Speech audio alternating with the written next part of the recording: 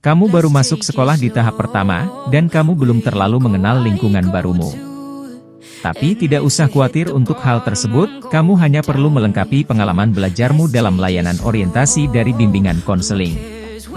Layanan ini akan memberikanmu pemahaman dan makna dari kesempatan barumu sehingga kamu lebih cepat menyesuaikan diri dan lebih siap untuk memulai aktivitas belajar yang baru dan menyenangkan. Bimbingan konseling akan memberikanmu layanan informasi. Apa itu layanan informasi? Layanan informasi adalah layanan yang akan berusaha membantumu untuk memenuhi kekurangan akan informasi yang kamu perlukan. Dalam layanan ini, kamu akan diberikan berbagai informasi. Informasi itu kemudian diolah dan digunakan olehmu untuk kepentingan hidup dan perkembangan dirimu kelak. Kamu sadar punya potensi dari bakat yang kamu miliki, namun kamu masih bingung bagaimana mengembangkannya. Kamu dan teman-temanmu dapat mengikuti layanan penempatan dan penyaluran, karena layanan ini akan membantumu untuk menemukan tempat pengembangan diri yang sesuai dengan potensi dan kondisimu saat ini. Di masa mudamu saat ini kamu perlu mengisinya dengan belajar berbagai macam kemampuan dan keterampilan, supaya kamu dapat menghadapi berbagai macam tantangan kehidupan. Kamu akan pandai mengatur waktu jika kamu belajar tentang manajemen waktu. Kamu akan percaya diri jika kamu belajar bagaimana membentuk percaya diri. Layanan penguasaan konten akan membantumu untuk menguasai berbagai macam kompetensi tersebut, baik secara pribadi atau bersama teman-temanmu yang lain. Masalah hidup memang sering membuatmu pusing, masalah tersebut semakin berat jika tidak segera diselesaikan. Mari duduk bersama untuk diskusi bersama dalam layanan konseling individu. Konseling individu akan membantu dan mendampingimu untuk mencapai penyelesaian masalah dengan memaksimalkan potensi yang kamu miliki.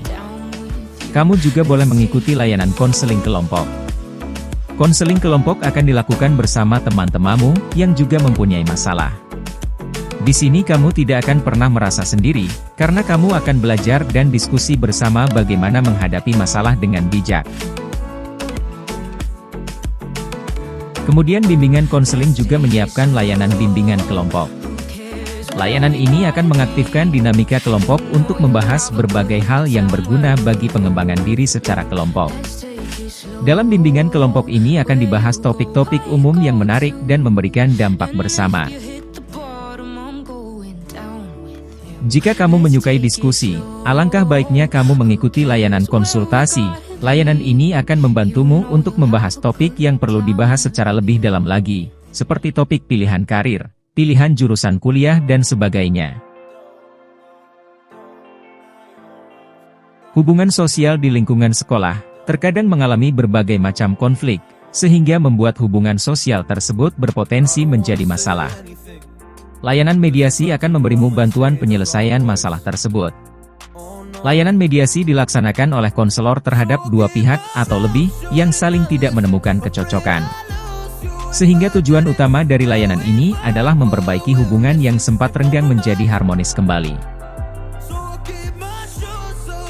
Yang terakhir, kamu juga mendapatkan layanan advokasi.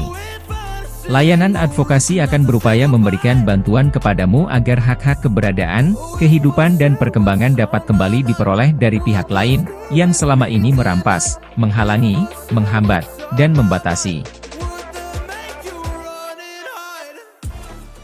Demikian 10 jenis layanan bimbingan konseling yang perlu kamu ketahui, untuk mendukung perkembangan dirimu. Terima kasih sudah meluangkan waktu untuk menonton video kali ini, sampai jumpa pada video selanjutnya. Salam hangat dari kami guru bimbingan konseling.